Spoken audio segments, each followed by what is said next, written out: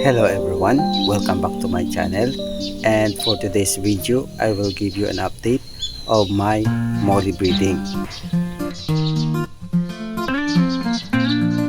This is my grow out tank for my black lyre tail short body mollies, and they are all good in this grow out tank. There is no casualty yet in this grow out tank that I have set up, so they are all good and hopefully they will all survive in this grow out tank. Every day I am feeding my grow out here. I am feeding them with powder fish food only because I don't have a live food to feed my mollies, and they are growing fast with the powder fish food that I am feeding them. So far so good, no problem in this grow out tank. This is the fish food that I am feeding them. We call this PO1, and let's feed them. So I am feeding them 3 times a day, one in the morning, noon time, and in the afternoon. Okay, so that they will grow faster, you have to feed them 3 times a day. Hopefully all the mollies here will survive, and we will have another set of breeder.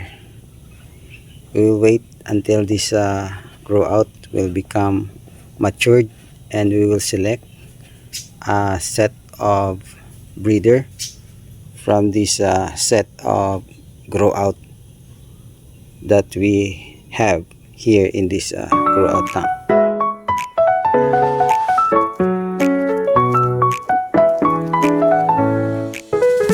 And in this tank are my mollies.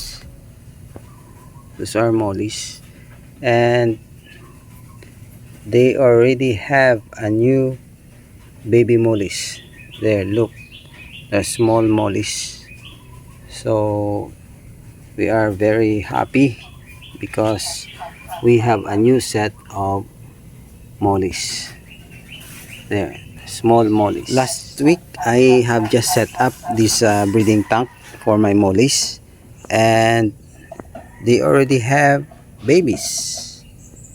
So probably the mollies are already pregnant when I transfer them in this breeding tank, and we're very lucky that we have a new batch of baby mollies to take care. So we are going to remove the baby mollies from this breeding tank, and we're gonna transfer them to the grow out tank. This is where we're gonna put the breeder mollies, and also this we're gonna put here the baby mollies, and we're gonna transfer them into the grow out tank. First we are going to remove the aquatic plants so that we will be able to remove the baby mollies from this breeding tank, and we're gonna transfer them into the grow out. We're gonna first transfer this aquatic plant into this breeding tank. We're gonna put it there first while we're going to remove the baby mollies. So we're gonna remove the breeder first, then the baby mollies. We're gonna remove some water so that it would be easy for us to see them. I have this another bucket so that we can transfer all the water here. that will be able to easily catch the baby mollies from this breeding tank.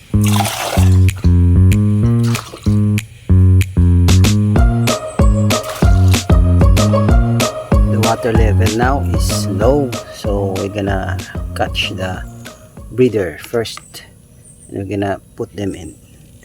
And later I'm gonna show you this breeder mollies so that you will see how these mollies look like. These mollies are short body, lyre tail. They are color orange with black. They're very nice to see because of their color, black and orange. Now we are going to remove the baby mollies. Right, so we have 3 and we have here another 2.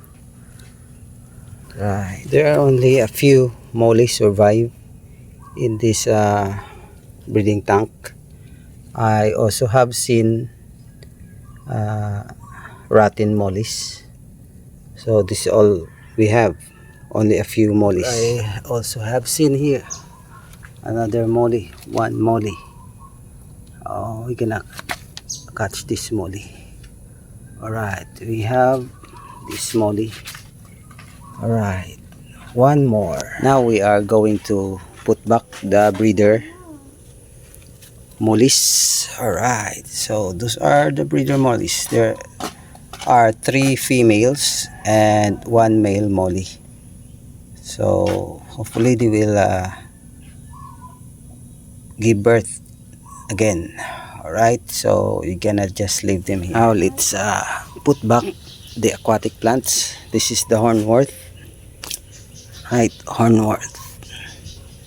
Then we're gonna put some water lettuce. Alright, there we go. And we're gonna add more water since we removed the water.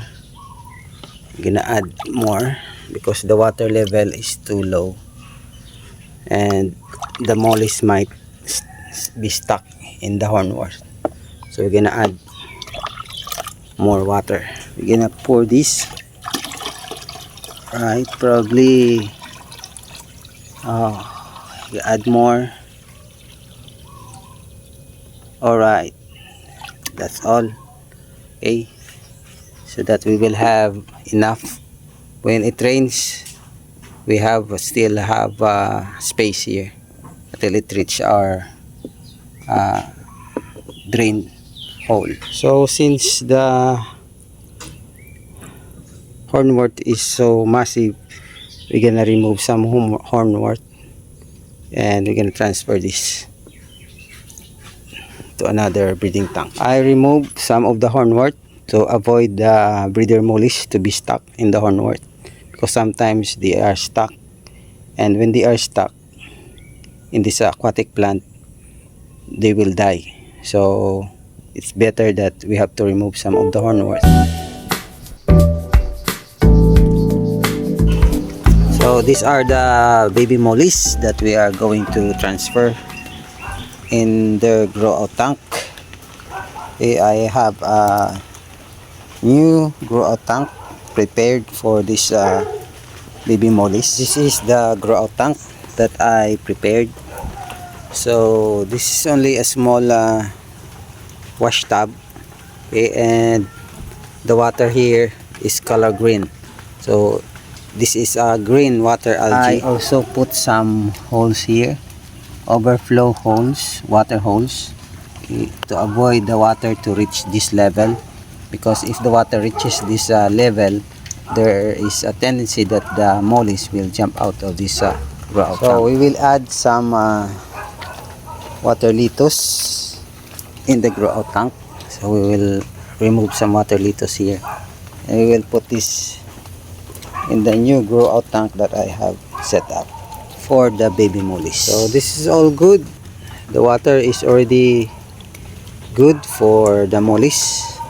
So what I'm planning is I will also transfer the baby mollies, all the mollies here, baby mollies in this grow out tank. So we will acclimatize first the mollies into their new home so that they will not experience water shock. So we need to acclimatize them first and leave them first for 15 minutes. What I am planning here is to remove also the grow out in this tank, okay, so that we will make this as a breeding tank, and we will remove them and we will transfer them into the new grow out tank that I have set up. We will need this bucket for we will transfer the water in this bucket, because we're gonna remove all the grow out in this